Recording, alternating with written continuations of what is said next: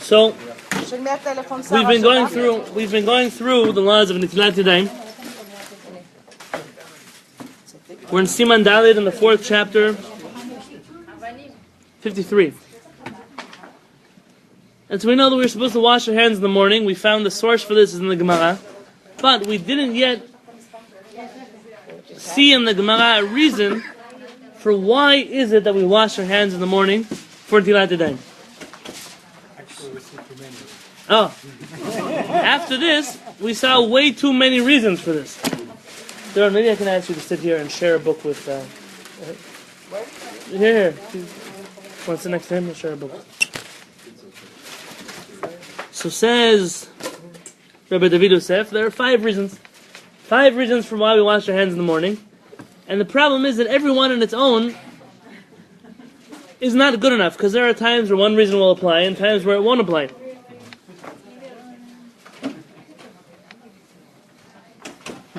So, the first reason we said was based on the Zohar. The reason we wash our hands in the morning, according to the Zohar, is because when a person goes to sleep at night, their neshama leaves their body, and their hands receive a certain ruach ra'ah, an evil spirit. And the only way to remove this ruach ra'ah is by washing Netilat Yadayim, washing our hands in the morning. The second reason was found in the Gemara. What did it say? Night.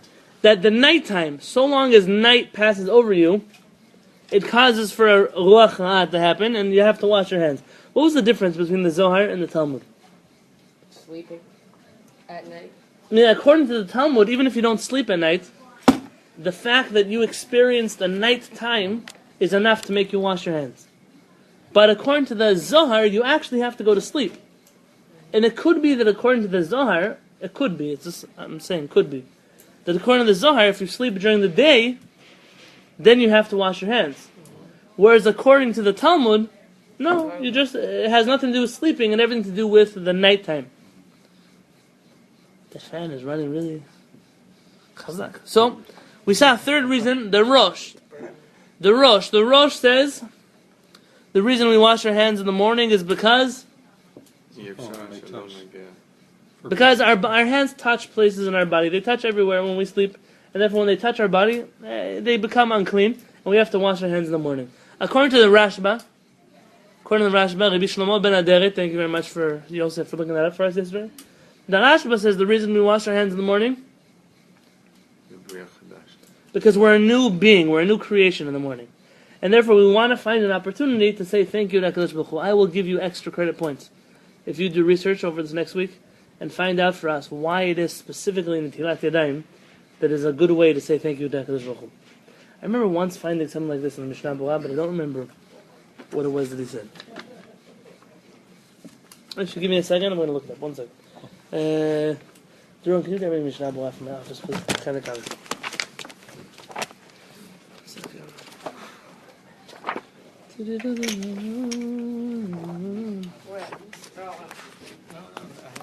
Find your seat?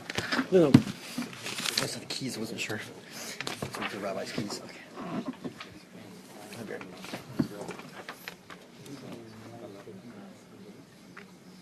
We have the spare book for Rocco's. We have a spare Shulchan Aruch for. No, we don't. Oh, we just sold the last one. No, spare to sell. Yeah, we do have an extra one at my house, though. Oh, it's your house, not Yeah, here. Okay. I'd have to know to bring it. Thank you, Dawn. I remember you had one here for a little while, but I guess somebody No, picked it up. they're using the. Oh, they got it. Okay. I'll fix our air conditioner. Yeah, I know.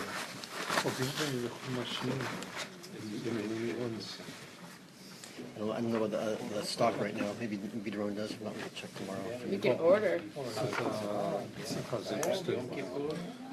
Right, your wife. We got the store where Zev worked on our store for a while, yeah. You're right. Back in the day. I'm going to be the Masada Kedusha at a wedding, and I'm looking for 2. Do you guys have A lot of them. Use the nusach that I gave you. Which Nusa? Here's a Spartak Nusa. I don't know if it's Spartak, it's just generic. I brought one from Eretz Yisrael, but my Rosh Hashiva said it's not good because the Nusach that they It's for use in Israel. Rabbanu has some specific things for Israel. Here's the right one. We know how to do it. Yeah? Okay. Yeah, so just come there and just pick your art, and then Denise will tell you whether So it's... they don't want the...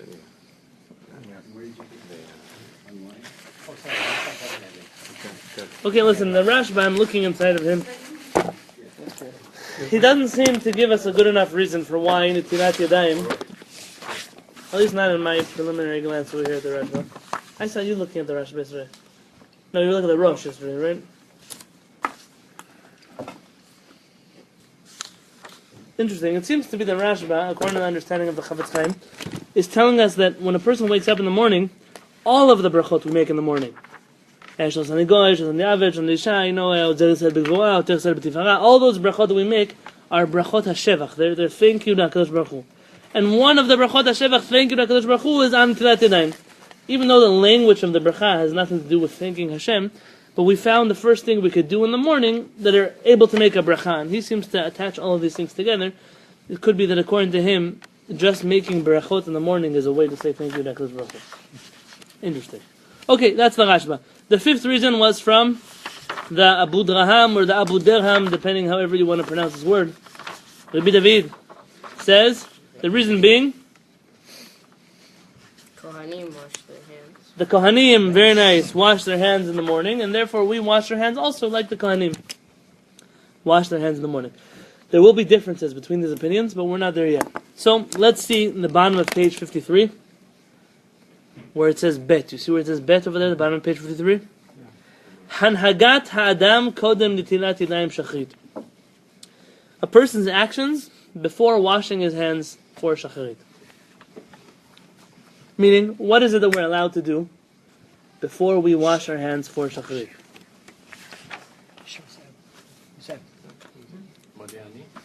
Can you share with Zeb and some drones? Well, we got that part. You guys cut though. There you go. It's all set. It's all set for you. I got it. I was sitting there. You like... So Zev, can you share with him the book? Okay, so things that we know we need to do, like Modani, fine, we got it. But what are we allowed to do? But meaning, how soon to waking up do we have to wash our hands? Pretty soon. It's a trick question, because most of us, I'll tell you what happens today with Jewish customs. Jewish customs, we do whatever people do, but we don't know where it comes from. So we do something thinking that this must be the right way to do it, and then we realize, hey, maybe the source for this isn't so old. Maybe Jews only started doing this 100 years ago. I'll give you an example. Going to the mikveh before praying shacharit. There are certain Jewish communities where if you don't go to the mikveh before you pray shacharit, you might as well not be Jewish, right? And in their community, you hear somebody doesn't go to the mikveh, that's like somebody who doesn't wear tefillin. And it's true that in that community it's very important to go to the mikveh. It's true that going to the mikveh has very much value. But the question is, how old is that custom? The custom of going to the mikveh before shacharit, anybody know when it was started? Soccer. Braslav, I think most Chassiduyot go to the mikveh before shacharit. About 2,000 years ago. It used to be that we were very careful about the laws of Tumah and Tara, being pure and impure. And there are things that happen at night that can make a person impure. And therefore, Ezra said, let's make an Ezra, the famous Ezra from the Tanakh says, I'm making a decree, a takana, people should go to the mikveh before they pray. And the rabbis got rid of Ezra's decree. Because in Gozrim Gzera ala Tzibur, you are forbidden to make a decree on the community, asher ein hatzibur yichol la'amod ba, which the community is unable to uphold. It's too much. It's hard enough to get out of bed to pray. Then get out of bed to go to the mikveh, then to go to pray. How much can you expect from a community? Was there also the decree from Ezra on, marital relations going to the mikveh after? Yes, it's the same decree. It's the same decree. Interesting. How they come together? One's connected with tefillah, one's connected. Because one happens at night and tefillah happens in the morning. So it would be right after that you would be going to the mikveh. Okay. Now, the idea is that even though the rabbis got rid of the decree, there seems to be this extra piety would be to still do what Ezra said. Absolutely. And that's why you found throughout our generations, the Kabbalists, or people who were very holy, they used to go to the mikveh before they prayed. So there's nothing wrong with going to the mikveh before you pray. The rabbis got rid of it. Doesn't mean the rabbis forbade it. Rather, they said it's not necessary. And therefore, when you weigh things... By the way, if the Jewish world would consider this law, this rule, it's a halakha, You cannot decree things in the community that the community is unable to uphold. This would drastically transform the way we look at halakha. It doesn't mean we say, oh, sorry, we can't keep Shabbat anymore, let's get rid of Shabbat. Nobody's saying that. That's not how you use the law. Rather, the rule is, I now want to come and make a new halakha. A new thing came up. You have to very much take the community's ability into consideration. As a leader of a community, as one who's writing rules for a community, you have to know what are they able to do, and what are they unable to do. And therefore, if people were to take this rule into consideration, much of the problems that we have in the Jewish community today, we wouldn't have. It's like Because, what? you have to know what medicine the patient can take. The Rambam loves this example. The Rambam always says that, some sick people need medication, but a person who's healthy shouldn't be taking medication. It works for somebody who's sick, but the person who's healthy is only going to get hurt by taking medication. Says the Rambam, sometimes you'll find things that are prohibited to keep a certain group of people in line. He said, but they're sick. That's why they need this kind of medication. The other people are healthy, so why do you have to impose the medication from that group on this group? Yeah? It's something to think about. Just an idea. So our rabbis tell us that, okay, you don't have to go to the mikveh. So I want to go to the mikveh, fine. So the holy tzaddikim, the Kabbalists, they went to the mikveh throughout the generations. And when the Rabbi Yisrael Baal Shem Tov, the founder of the Hasidic movement, started the Hasidic movement. As you know, the word Hasid means not a guy with a fuzzy hat. The word Hasid means a righteous person. Pious. Technically, you can't be a Hasid until you're pious. You can't be born a Hasid. It's a modern day. It's a modern day invention that you can be born Hasidic. That's like being born, a tzaddik. You can't be born a tzaddik. You have to become a tzaddik. It's one of those things that we have to redefine. But today you'll find people, they call themselves Hasidim, but they're the furthest thing from being righteous. You have to balance it. You have people who are not Hasidim at all, and they're exceptionally righteous. So we have to make sure we use the word properly. When I say Hasid here, I don't mean righteous people. I mean the movement of Hasidim started by Rabbi Yisrael Baal Shem Tov. Part of his movement was, I want to push people to the height of their righteousness. I don't want them just to stick to halakha. I want them to do extra things. And part of that extra was going to the mikveh every morning. And that's wonderful. That's wonderful. But let me tell you, what if a guy says, listen, I'm 15 years old. I barely make it out of bed for davening. So now if you're going to make me go to the mikveh, I'm definitely not going to wake up. Because I don't have enough spiritual, emotional strength to get out of bed, to go to the mikveh, to go to shachri. So if you would force him to go to the mikveh, you might be stopping him from waking up at all. What if a person says, I go to the mikveh, that's why I come late to davening? How does that help? The mikveh you don't have to do. It's a good thing to do. It's a good thing to do 2 hours before davening. Not 2 hours into davening. Those people, you see that at the end of tefillah, they come back with a towel on their shoulder. They were in the mikveh. Wonderful. I also went to the swimming pool before shachrit. It doesn't mean they were supposed to hang out there through all tefillah. There are things that are more important. You must first do what you have to do, what you're obligated to do. Only then do the extras. I'll tell you a famous story. Rav Peretz was once in the mikveh. I wasn't there with him. Rav Peretz was once in the mikveh, and he was leaving the mikveh. Rav Peretz prays every single day at nitz, at sunrise. According to the Shulchan Aruch, you have to pray shachrit with the sunrise. One who doesn't pray shachrit with the sunrise has, after the fact, a certain amount of time to pray afterwards. So he prays every morning with Netzachama. And it's been he told me, 36 years. He hasn't missed a tefillah at Netzachama. Wow. So he was getting out of the mikveh. And he has 3 minutes left on the clock to make it to Bet Knesset to pray at Netz. And as he's leaving, he sees this guy. He happened to be Breslov. I'm giving him the shevach. He was awake. What time Netz is? 5 o'clock. So he was up at 4:30 already getting ready for tefillah. I'm giving it the shevach to him. He was coming to the mikveh. And Rav Peretz said, stop. He said, the bigger mitzvah now is to pray with Netz, not to go to the mikveh. He says, why don't you first go to Netz with me, and then you'll go to the mikveh afterwards? He said, you have to go before you pray. He said, but you don't understand. It's more important to pray with sunrise than it is to go to the mikveh. And he thought about it for a moment. And ever since then, he goes to the mikveh earlier. That way he's able to make it a Netzachama. You have to calculate things. What's more important, what's less important. The same thing is with washing our hands. We grow up in a world where we see many people, they keep a basin of water next to their bed. So we're already ingrained in our mind that a person must wash their hands the second they get out of bed. The question is that true halachically? Is it true halachically?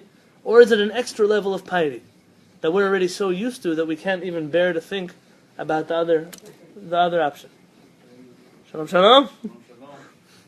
So, says Rabbi David Yosef, Mutar lirbosh bgadav, a person is allowed to get dressed, to wear his clothes.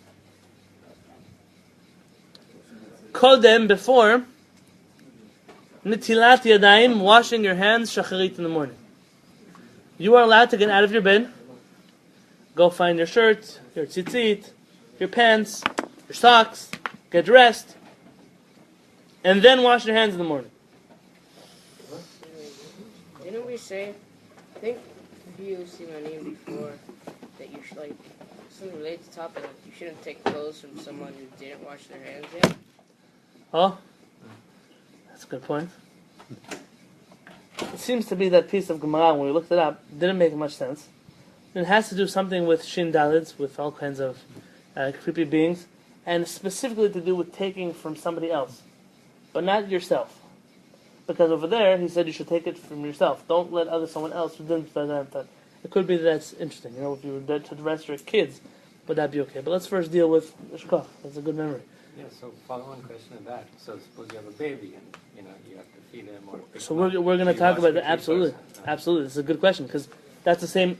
What you're doing is you're saying his thing in a practical example. And today we don't necessarily have people that get us dressed, but we definitely dress up other people and like our kids. So therefore, this is a valid question. We're going to deal with it when it comes up. Says Rabbi David Yosef, halachically you are allowed to get dressed before you wash your hands. V'amachmir bazeh, and one who is strict in this regard, meaning he doesn't get dressed until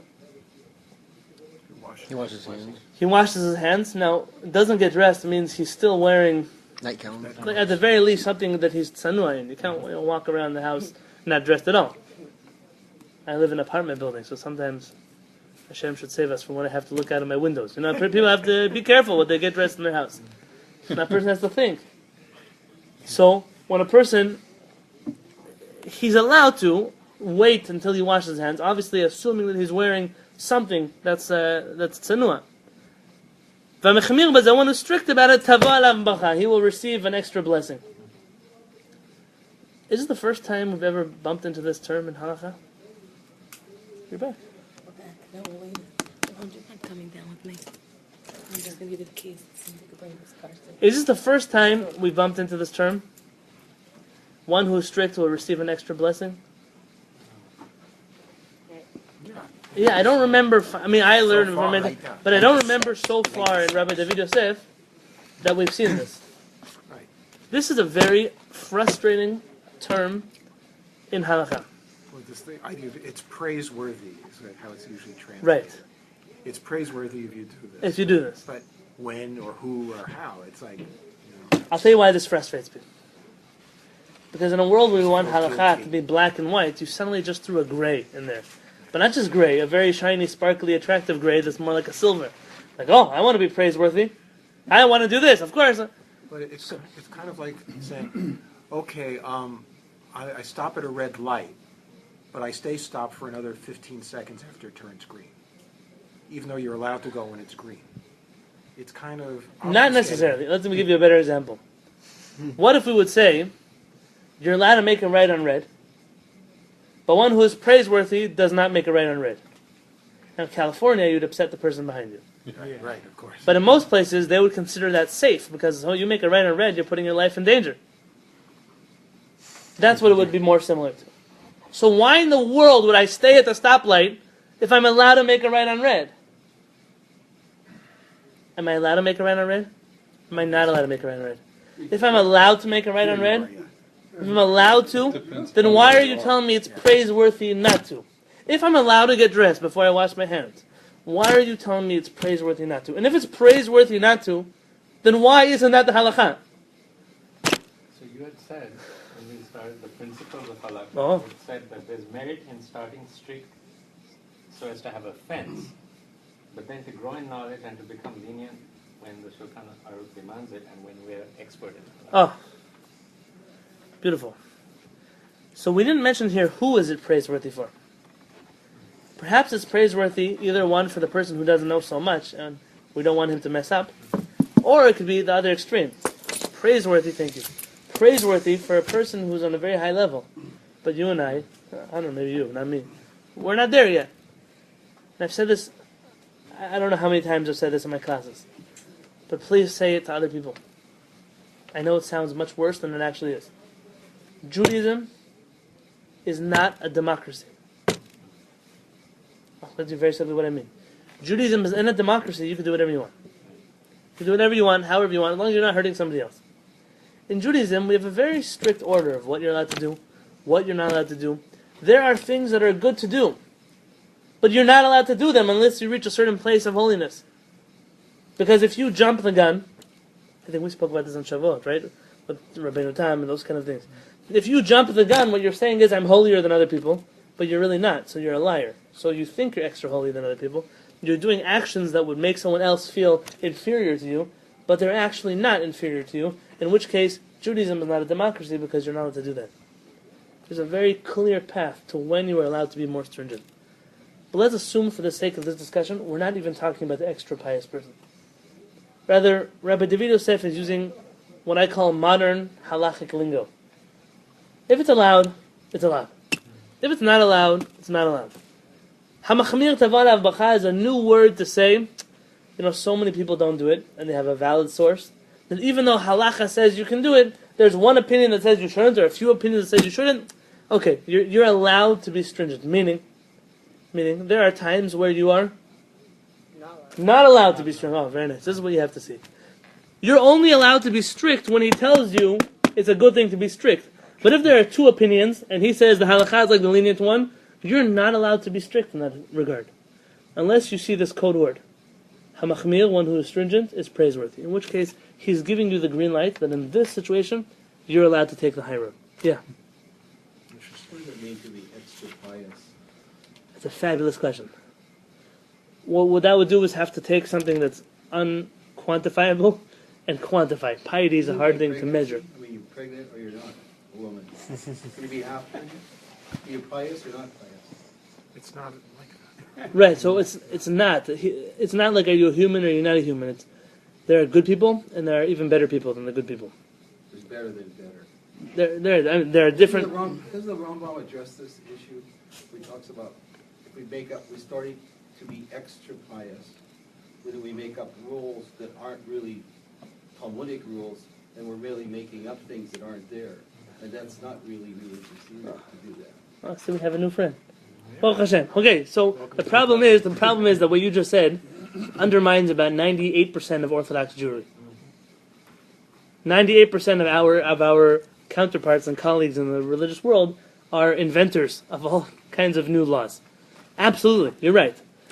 In this situation, what he's saying is there's a valid source for the other opinion, and you have the right to choose between both of them.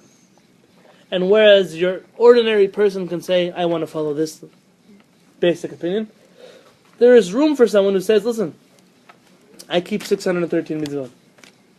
I'm the kind of person who it's healthy for me to take the extra step. For some people it's not. There are people who are OCD and they use halakha to continue that problem. For me it's healthy. This is one of those situations in which I'm allowed to take on an extra obligation. So does it mean that we're making a new law? No, we're stuck between two opinions. Clearly both of them are valid. And we're saying, you can rely on this one, but in this situation you're allowed to also decide to be stringent like the other one. But in general, you're right. No, we can't just make up new things, and we wouldn't support such a situation or a position that would make up new opinions. Says Rabbi David Yosef, V'im holech lishon achar chatzot halayla, and if you go to bed after midnight, yesh lehakel b'zeh b'pshitut. You can be lenient about getting dressed before washing your hands. Very simple. You don't have to be strict. If you go to sleep at 10 o'clock and halachic midnight is 12:32, so then there's room to be strict and say, I don't get dressed until I wash my hands. But if you go to sleep after halachic midnight, which would be 12:33 or and on, there's not even a reason to be stringent there. Tell me, without knowing much, what are you picking up in this halakha? Where is the prohibition of getting dressed coming from? What place? It has to do with one of the first laws we learned about dividing the night into one. Okay, in brachot. So we're talking about pre-midnight and post-midnight. Right. What kind of terminology does it sound like to you?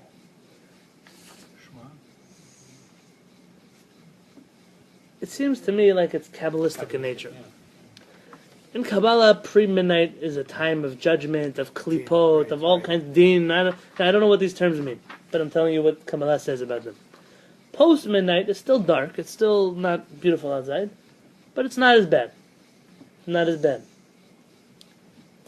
It's interesting from the Chinese science perspective, the time up to midnight is when the yin or the dark element dominates. At midnight, the yang is already returning, even though it's 6 hours before the sun comes up. Interesting. Okay, so in Judaism, we gave birth to that concept, and then saying that night is night, but we're still opening up the door to After midnight, you're opening up the door to a good time, and therefore, according to us, our Mekubalim, maybe when you go to sleep before Chatzot, before midnight, you have some kind of impurity on you, and you don't want to touch the clothes that you're getting dressed on in that morning.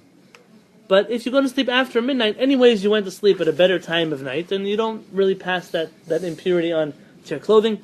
It seems to be that in any case, you don't have to be strict in this regard. But even if you were to be, you don't have to be after midnight. Only before.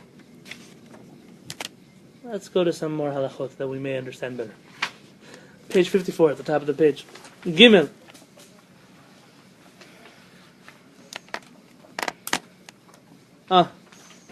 Those people who have water buckets next to their beds. Let me tell you why this frustrated me. Because for the first 2 years in yeshiva, I refused. I refused to do this thing of washing my hands next to my bed. I didn't see it at home. My parents didn't do it. I don't know. I didn't know much, but it just wasn't for me. Somewhere around the 11th grade, one of my roommates used to drive me nuts. How can you not do it? You're already 3 years in yeshiva, and isn't this time for you to wash your hands? Okay, I did what he said. I went to the Judaica store. I bought myself a nice little bowl, a little cup that fit in the middle. Today I see they have lids for the cup. But then, we used to put it on the floor, and it didn't have a lid. Every morning I would wake up, and I would step on it. And I would spill the water all over the floor. And it's like at 7 o'clock in the morning. It's snowing outside. I'm from California. I don't even want to go to yeshiva today. Like it's enough. Now I have to clean up the floor that's wet and still make it on time to shacharit. 1 day, 2 days, 3 days. As HaKadosh Baruch Hu, you clearly don't want me to keep this mitzvah. I'm done with it. I threw it out the window, and I have not washed my hands next to my bed since then. And when I got married, interestingly enough, so my wife, I see her at night. She has a bowl with a cup. And I told her that if she wants, she could do that in the other room. But I have bad experiences with water and bowls. Not for me. But this was an interesting thing. Why is it that some people do it and other people do not? When my Rabbi Rav Peretz came from Israel to my wedding, I was setting up his bed for him at night. And I asked him, Rav, should I get you a bowl of water and a cup? I might as well have asked him if he wanted to pray Shacharit at a church. Like he looked at me. He looked at me like I was crazy. Like, why would I need a water? And like, where do you come from? So I'll tell you where it comes from. Ledat Hazar Kadosh, according to the Holy Zohar. You see that by Gimel? See Ledat, according to Hazar Hakadosh, the Holy Zohar, V'Rabotenu HaMekubalim, and our rabbis, the Kabbalists.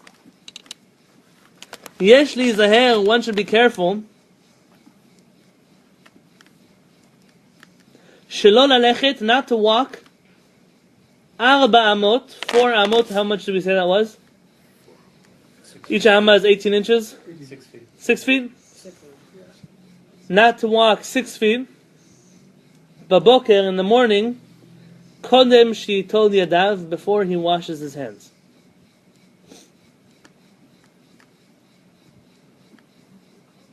Have to get out a tape measure. My general assumption is that each one of these is an amma, about each block in the roof. So you can't walk 4 of them? Is that 6 feet? Am I doing? Maybe these are smaller. Those are like square. one. Those are 1 1/4 bigger than an amma. How many inches are these things? 24.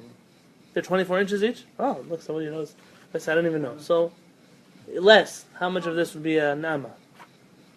4 amot would be how many of these? 3 of them? Yeah, 3 equals 4. Okay, so 3 of these. Wonderful. I guess in Baltimore they were smaller. 3 of these would count as 4 amot.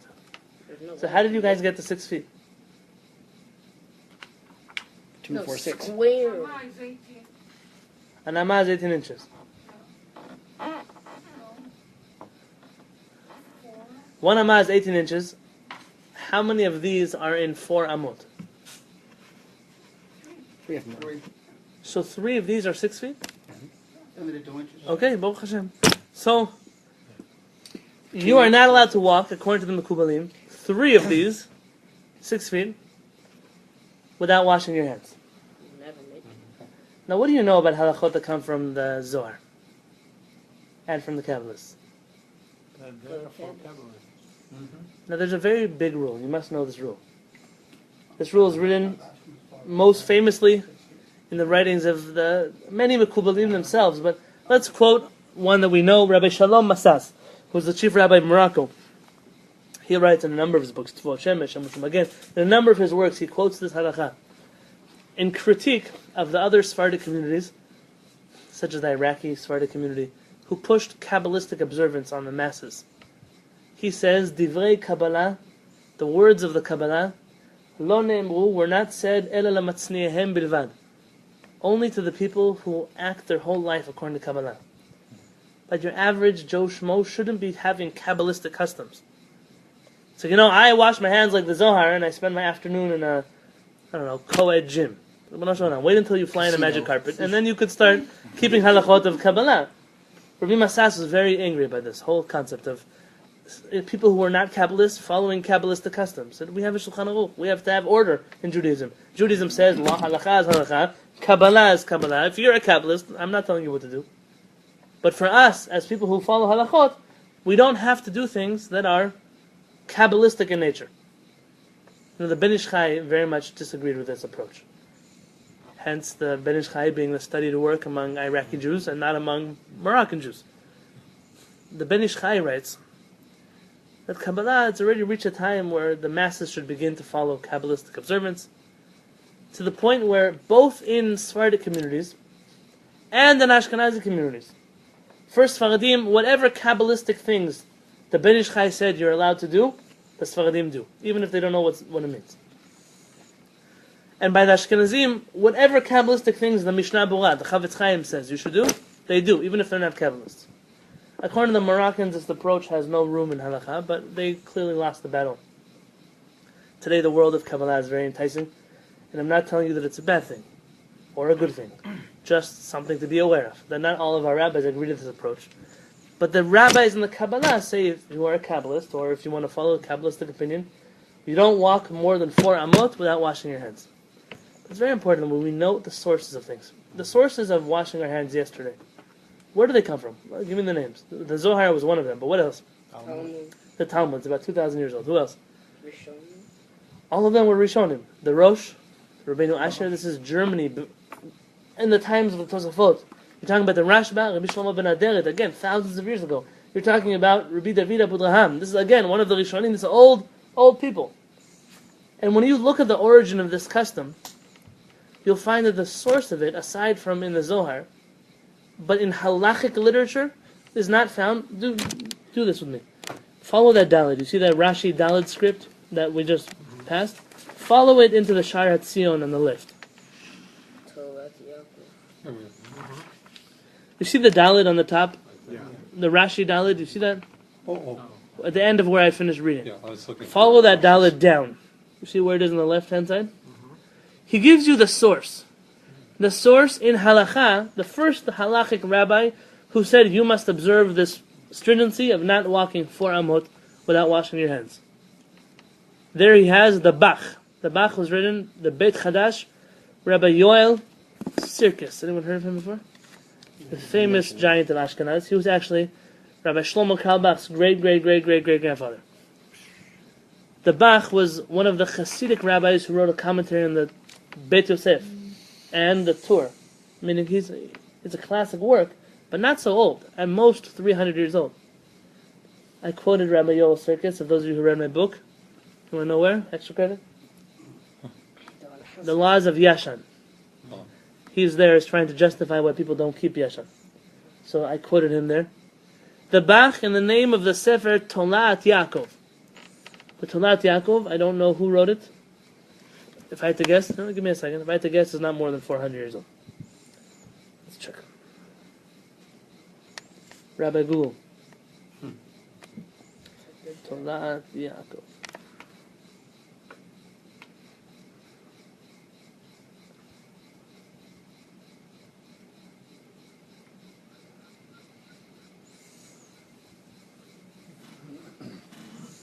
Okay. 1507. It's not so new. It's not so old either. 1507. There's a Sephardic Mekubal in Constantinople. He's the first source to say that you shouldn't walk 4 amot without washing your hands. The Bach is the first famous source to tell us that. And then he says, "V'hiviu in the halacha," and they brought this down the halacha. Achronim rabim, many of the later authorities. But it has no source in earlier sources of halacha. So you have to weigh this opinion as an ancient opinion that only caught on in popularity at most 500 years ago. I don't understand what you're saying. The source is the Zohar. The Zohar. Tonight. But the first time we find it in halakha. Versus what? I mean, the Beit Yosef was also 1500s. So what other source of halacha would be? You would find it in the Rosh, you'd find it in the Rambam, you'd find it in one of our works of halakha.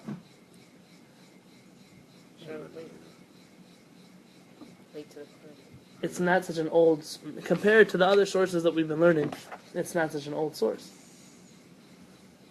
Especially if you could tell me how many halachot, like the Tolat Yaakov, you follow. This one? And I'm not being mizazel in the Tolat Yaakov, but how many times do you hear that name in halachot? Oh, that we do everything like the Tolat Yaakov. I mean, if the Rambam didn't codify this into his halachot, or the Rosh didn't bring this down the halakha, or the Rif didn't. So mehechateti, who says that now because it's in the Zohar? The Zohar says a lot of things a person should do. This is something that only caught popularity 500 years ago, 400 years ago, 300 years ago when the Bach wrote his book. And today, okay, the majority are telling you to do it, but it's not as old of a halakha as many of the other ones. I'm not taking away from its importance, just from its weight. Okay, let's see what he says. Vim hayu hamayim rechokim. Let's go back up. And if the water were rechokim, what does that mean? Far away. Very nice.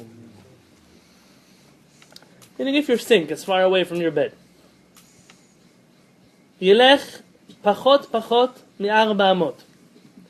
You should walk tiny little steps, so that you never take a step that's bigger. You shouldn't take big steps. Take small steps until you get to the sink.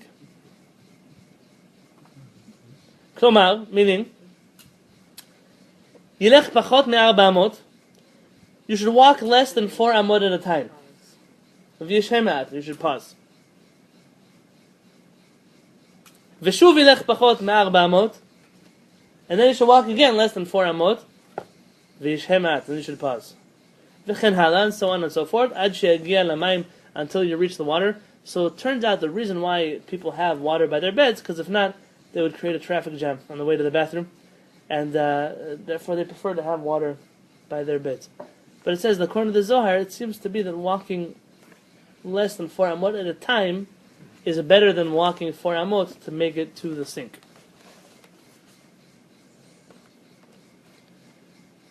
So the question is, why don't so many people do that today? Why don't most people have water by their bed? Spill it on. It seems to be the Zohar takes this idea very seriously. So do our Kabbalists.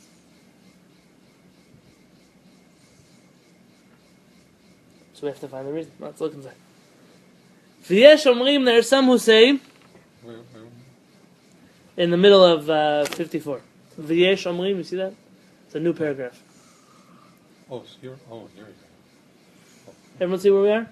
Yeah, just I didn't know where you were before. No, okay, good. It's 5 lines down from the Halakha Bara. V'yesh omrim, there are some who say, this is the Shelot V'Tshuvot Shvut Yaakov.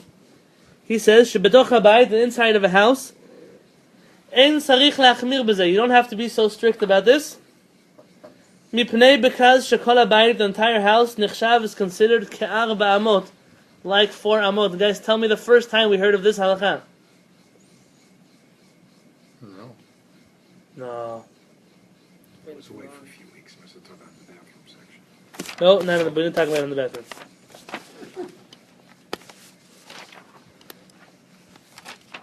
I know we were talking about, like, if you're going to the toilet, then you should have the door closed. However, we didn't talk about the whole house being a closed thing, so you still said you should close the bathroom door.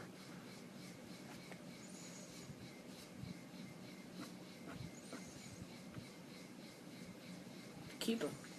No. Tell me, guys, go with me to page 31.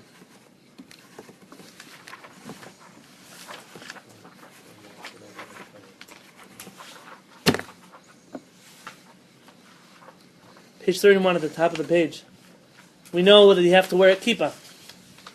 And here we said, "V'nahagu la'achmir b'zeh," we are accustomed to be strict about this. Ben k'shenimtza michutz l'bayit tachat kippat HaShamayim, whether you are outside of your house in the open air, uven k'shenimtza betoch beito tachat hatikah, or whether you are inside of your house, you also there have to wear a kippah. The assumption there was that maybe your house is considered a private domain, and it's like you always have your head covered, because there's a roof above your head, and your house is like one big 4 amot. That which it says 4 amot is speaking outside of your house, not inside of your house. If you were to be sleeping in a tent, and your Netilat Yadayim water is at the lake, and you have to walk from your tent to the lake, so it could be that that's where you're not allowed to walk 4 amot. But inside of one house or one building, all of that would be considered 4 amot, and therefore that's the first reason we found why many people just walk simply to the sink to do Netilat Yadayim. Who is halakhic source for this idea? Shvut Yaakov is his name. The Shvut Yaakov. Although by Kippah we had many more authorities who discussed this. The Maharsha we had, there are a number of people that spoke about this. Okay, let's go to the next opinion. V'yesh cholkim, and some argue. Wonderful. You didn't think that was going to happen, right? V'yesh cholkim, this is the Elia Rabbah.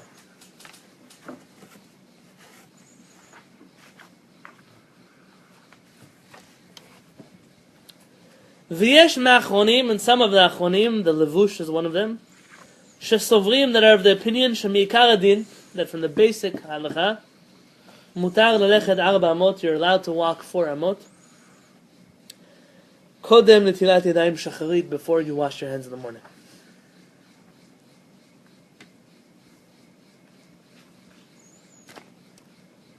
Okay? So what does this opinion say? That you can walk. Why? It doesn't say. Think about it. Yeah. We were just talking about it. What do you mean? The Zohar says you can't do it. So who says you can do it? The Achronim, right? But they have to be basing themselves on something. This question was once asked Rabbi Shlomo Aviner, and Rabbi Aviner answered, if something's not found in the Talmud, and it's not found in the Rambam, and it's not found in the Shulchan Aruch, but it is found in other sources, you should be aware that this is the definition of, according to halakha, you don't have to do it. Because halakha is the Talmud, the Rambam, and the Zohar, and the Shulchan Aruch. Everything else, you could follow those opinions, but you're not obligated to, at least not halachically.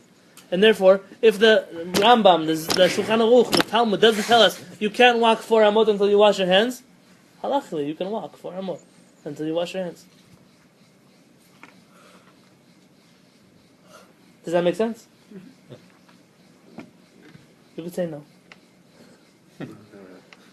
Okay, so Unless it's a mincha. Where is it? Where is applicable? what do you mean? 6 feet is not applicable at home. I don't think I'm looking at Why? What if your bed is far enough from the bathroom? Mine is. I mean, you can walk over 6 feet in the house. No, that's according to one opinion. But if you don't agree with that opinion, so then you have to have a different justification for why you're walking to your sink. It's better to In do this it. case, you would say, I follow the opinion of the one who says it's not a halakha. Better It's to not do mentioned in the Shulchan Aruch. Maran doesn't say. He says you have to wash your hands in the morning. He doesn't tell us you can't walk 4 amot. If it was important, he would have told us. I mean, one of the big problems with that is then what's the point of all the achronim? I mean, Absolutely. If everything has to be, befesh in the Shulchan Aruch, not the Shulchan Aruch, Or the Rambam. in the Or Rambam, then what's the point of all dissenting opinions of the achronim? Me'ever lezeh, if we're saying that the Gemara, the Rambam, the Shulchan Aruch, the Zohar is tonight. That's before the Gemara, so you can't just say that that's And besides, the whole idea of halacha is, is olech. You're going after something, so we have to believe that there's something new. As things are redefined, there's some things new that were never brought up in the Shulchan Aruch. let's take all 3 things. I'm going to try to remember them. The first one was, if this is true, then what's the point of all the Charanim? Right?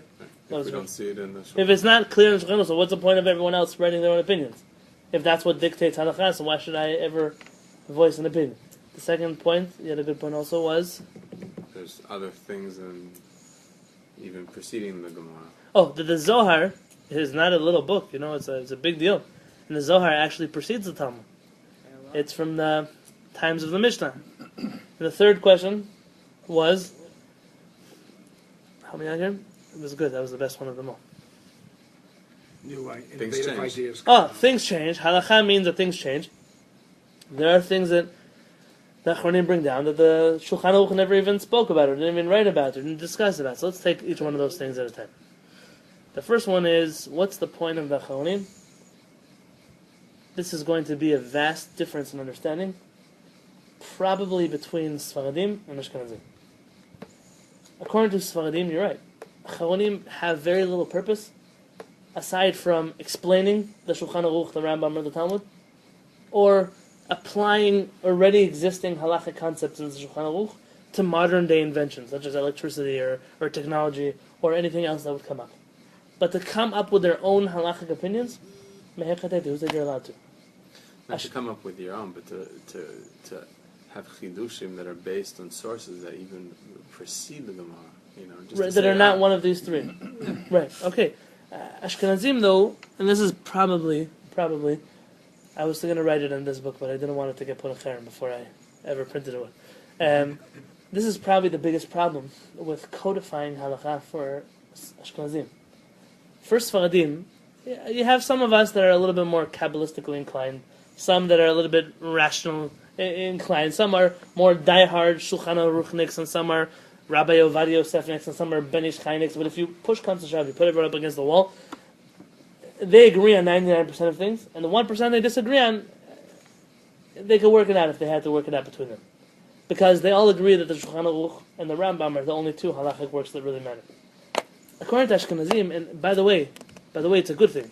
Sfaradim, unfortunately, because of our approach on halakha, are not very creative when it comes to halachot. We have a little bit of our hands tied. If the Shulchan Aruch says no, or the Rambam says no, so there could be brilliant opinions that disagree, and we're pretty much stuck. And we're in a situation where we say, go ask the other rabbi, he'll have a better answer for you. And it's unfortunate, because what it's done is cut down creativity on our side. The leeway that Ashkenazi authorities have by saying, even though the Shulchan Aruch said no, there's somebody else who said yes, and okay, it doesn't make a difference right now, we're going to help in this situation to follow this opinion. Unfortunately, we don't have that leeway. But fortunately, what it does do for us is, if you look at the world of Ashkenaz, I don't know that you can find 3 rabbis who agree on anything in halachot. Because they're not obligated to listen to Shulchan Aruch, and they're not obligated to listen to the Rambam, and they're not obligated to listen to anybody except for the opinions that they find fitting with their approach. And what that does is it makes it very hard to come to a conclusion as to what is halakha and what is not. It's my shita or it's not my shita. Right, no, your Rav shita and his Rav shita and the third Rav's shita, and you never come to so who are you obligated to follow? I remember I was arguing with my brother-in-law when I did publish my book. So my brother-in-law called me up, how could you say this? I said, but it's in the Shulchan Aruch. Who agrees with the Shulchan Aruch regarding this? I said, see, that's your problem, is that who are you obligated to listen to? Who do you have to listen to? So I'm not puzzling, I'm not nullifying this approach to halakha. But this question comes from an understanding of, so what good are the other opinions? For us, they're only good when it comes to clarifying Rambam or Shulchan Aruch or the Talmud, not for coming up with their own chidushim that would contradict that. For us, when we hear such a thing, I remember once came to Rabbi Peretz. I said, Rabbi, Rav Moshe Feinstein has this brilliant chidush. It's an incredible, I think he's right. Can I rely on Rav Moshe Feinstein? And Rav Peretz told me, he said, you're asking me the wrong question. So the question isn't, can you rely on Rav Moshe? What kind of question? Rav Moshe Feinstein is a big person. You have to ask yourself, in this halakha, is he agreeing with Rabbi Yosef Karo? Or is he disagreeing with Rabbi Yosef Karo? Could you fit what he's saying into Rabbi Yosef Karo? If so, then you can listen to him, because all he's doing is explaining a situation that already exists now that Maran would have applied his logic to. But if what he's saying directly contradicts the logic of Rabbi Yosef Karo, so it doesn't make a difference who said it. We're not talking about directly contradicting. We're talking about where he's silent. Where the Machaber is silent, and we don't know why. Right? So there are people who come and say they're Achronim. They're basing it on Makor. Other people. Not just other people on Tanaim. Just because the Maran is silent, that invalidates the opinions. It doesn't invalidate. It makes us have the liberty to question whether we have to accept it. Mm-hmm. Yes. It doesn't invalidate it, not automatically, but it gives us the liberty to say we don't need to follow it. The third question, and that was probably the best question, or the second question was, second question, very nice. The Zohar is a very old work. It's before the Talmud. So putting aside the historical questions that come up with the Zohar, who wrote it, did it write it, is it a, I'm not sticking my head here, I don't want to be an academic, I want to just think of it through the lens of Torah. Our rabbis, almost unanimously, there are exceptions to this rule, are under the assumption that Kabbalah never contradicts the Talmud. And when it does, we don't listen to the Zohar, we listen to the Talmud, even though the Talmud is a later source than the Zohar. If you assume the Zohar is Rabbi Shimon Bar Yochai, it is the work of one rabbi. It's the work of Rabbi Shimon Bar Yochai. And therefore, when Rabbi Shimon Bar Yochai argues with Hillel and Shammai and Rabbi Meir and all the other Tanaim, he's still, as holy as he was, one opinion. And therefore, when the Zohar argues with the Talmud, or the Zohar adds something the Talmud didn't feel important enough to mention, so we could say, fine, I want to be stringent and take upon Rabbi Shimon Bar Yochai's approach. Or you have the liberty to say, wonderful, if you're the kind of person who live your whole life by Rabbi Shimon Bar Yochai, that's what you should do. But other people who follow the majority, who follow the Talmud, I don't have an obligation to follow one opinion over the 10 that didn't mention it. Additionally, it's a tricky field. When the Zohar says something, does the Zohar actually mean that you should practically follow what it's telling you? The most common example is the difference between, again, it's always going to boil down to this, the Sephardic Kabbalists and the Ashkenazi Kabbalists. The Sephardic Kabbalists viewed the Zohar to be a work of halakha almost. When it says something, if he says put 3 drops of water into your wine, that's what you're going to do. The Ashkenazim didn't study Zohar as a halachic work, not so much. You found famous Kabbalistic masters in Ashkenaz that didn't follow Kabbalistic custom. Rather, for them, the Kabbalah was very philosophical, very theological, when it says put 3 drops of water in your wine, not necessarily does it mean water, not necessarily does it mean wine, it means all kinds of things that I don't purport to even begin to understand. And therefore, you'll find already there, is the Zohar actually telling you to do something? Some would say not. Just because it says to do something doesn't mean not. It means much deeper things than you and I could ever come to assume.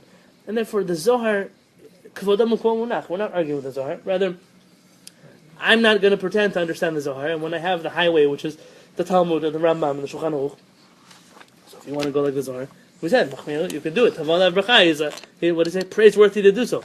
But to demand for me to do so, not the Zohar doesn't carry the demand, the obligation. And the last question was, what was the last question?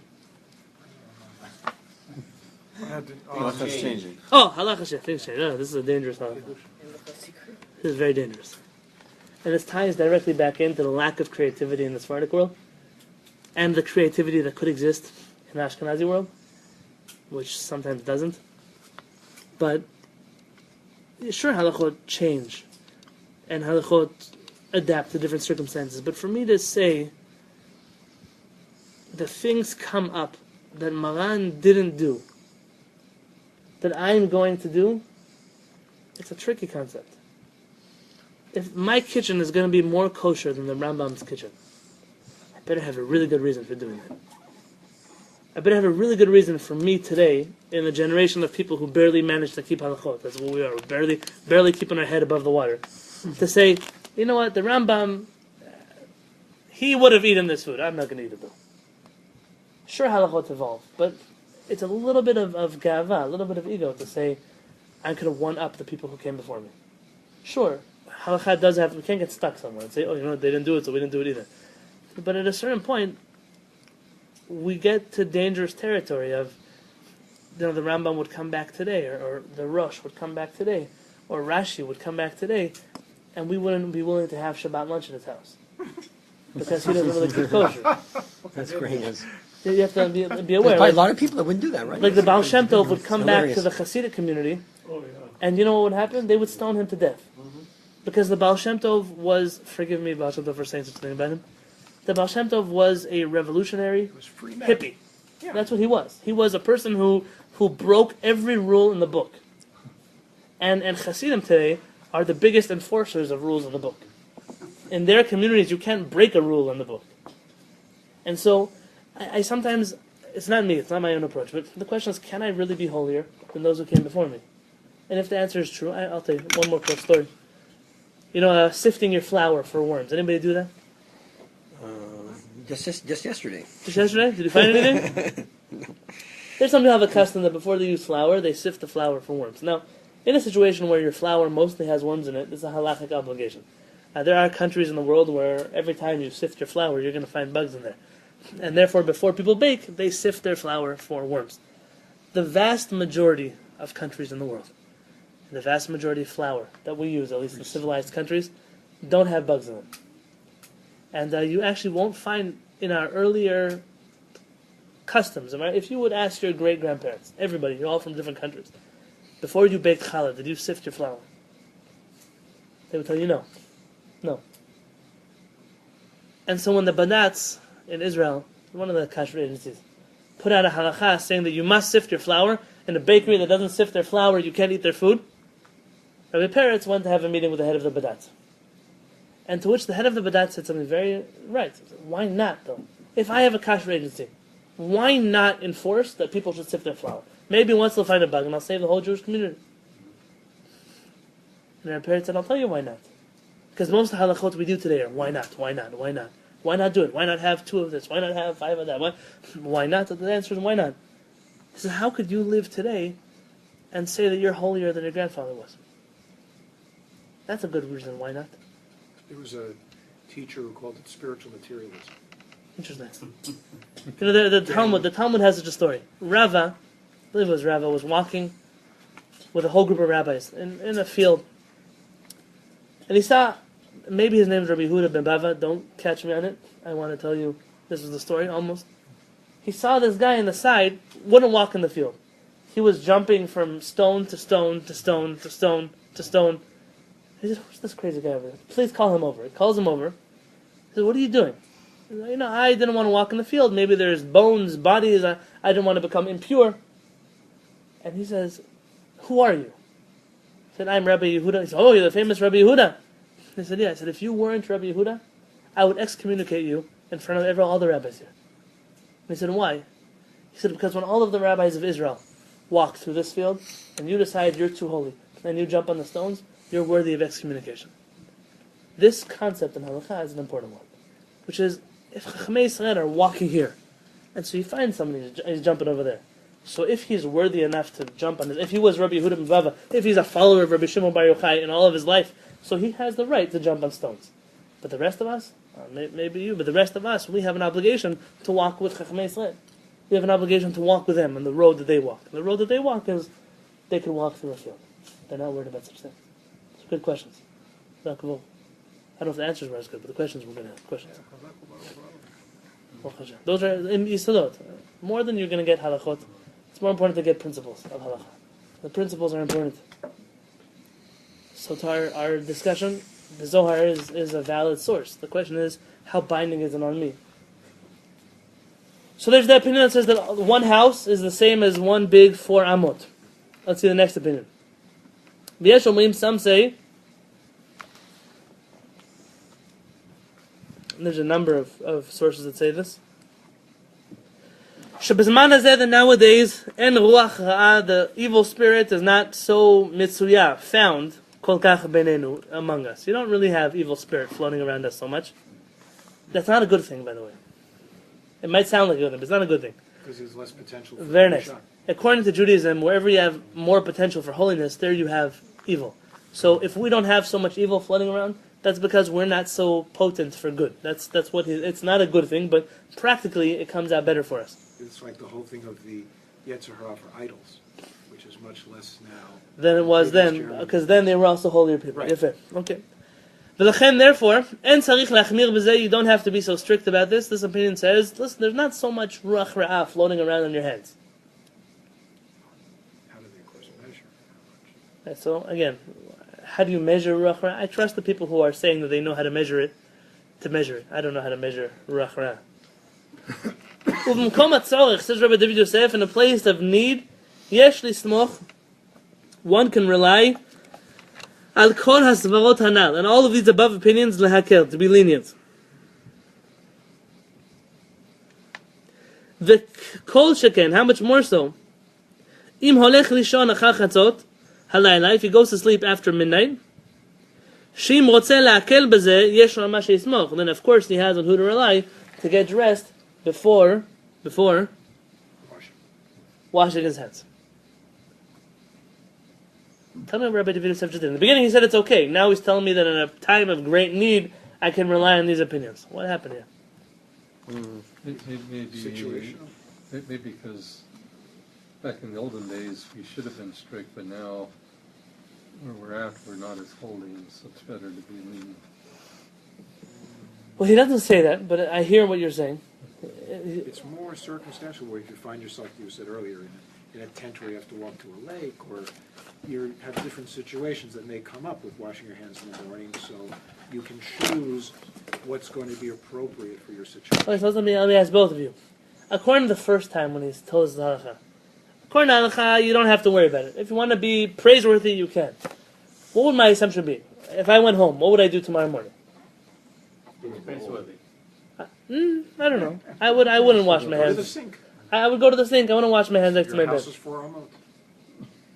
But now he quotes the Zohar and the Kabbalists, and then says, in the time of great need, you can rely on the opinions who disagree.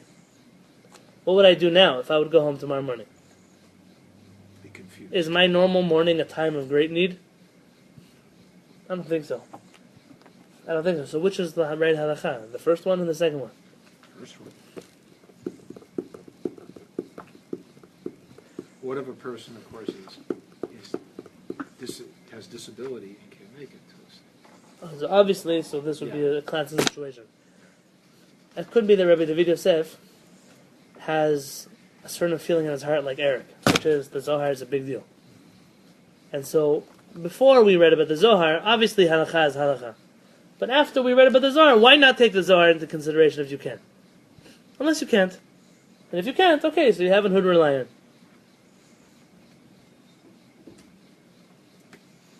Do you agree with my assessment of the situation? In the first halakha, he didn't yet quote the Zohar. He just told us, according to halakha, you don't have to. And if you want to, you could. And now all he's doing is telling you why it's a good thing to be strict. Why is it a praiseworthy thing? Because the Zohar quotes it. And then he recaps the halakha and says, why not follow the Zohar? Unless there's a reason not to. Do you agree with me? Do you not agree with me? Looking at me, it's okay. Who doesn't agree with me? He's not saying you can't do it.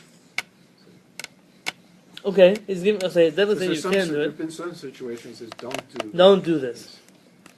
He's not saying that. So Would Rabbi Shalom Masas agree with this halakha conclusion? The one who says that Kabbalistic things are only for Kabbalists? Would he agree with Rabbi David Yosef's conclusion? No. No, probably not. Because we're not, maybe you are, right? We're not Kabbalists. And therefore, Rabbi David Yosef is going on the assumption that you're allowed to follow something from the Zohar, so long as it doesn't contradict halakha. And why not do it if you can? It's very easy. keep some water next to your bed. It would seem that the realm of Zohar Kabbalah, what I've been seeing so far, the trend is that it's more of an individual choice than a group one. Sure. So it's like today you have groups of people, like you were saying at the beginning. Got to go to the mikveh in the morning before you go to the Beit Knesset. But perhaps, in terms of the tzniut of piety, if a person went and quietly, that would be more permissible than saying, okay, this is a group and we do it. I think I seem to feel a trend that he supports more of a private tzniut version of more stringencies than Not a whole public group of version. Jews doing it. Yeah. Okay, could be he picked this up from his father, Rabbi Vadi Yosef, who very much was a Kabbalist and in his personal life did things according to Kabbalah, but in his halachic works didn't allow people to do so. So is he a hypocrite? No. He writes in his Chazon Ovadia, in the laws of Pesach, he has a section called Hilchot Mitzlachei Mazon, the laws of food, buying food. He writes there at the end that when a rabbi gives a psak halacha, it must be according to halacha. And even if he himself is stringent, he's not allowed to pass on his stringent opinion to the person who's asking him the question. Rather, he wants to be strict in his own house. And outside of his house, to other people who ask him a question, he should answer them the way that the halacha would be followed in a normal, conventional setting. And it could be Rabbi David Yosef is setting this up also. That in a group setting, you're right. You don't have to. On an individual level, why not follow the Zohar if you can? I don't want to stick my head between Rabbi Masas and the Rabbi Yosef's family, but what can I say? I'm half Moroccan. I like that. I like that side of me a little bit. So, Rabbi Shalom Masas in my book takes a little bit more credibility. But either way, if you want to keep water next to your bed, matov manaim, machmir tavala bacha. And if you don't want, you have a number of opinions to rely on, and matov manaim to do such a thing. All right, it's good mitzvot. I know it's much later. You can pick and choose in your opinion. In certain situations, you can, right? Because they're both valid. Yeah, they're both valid. Educated enough.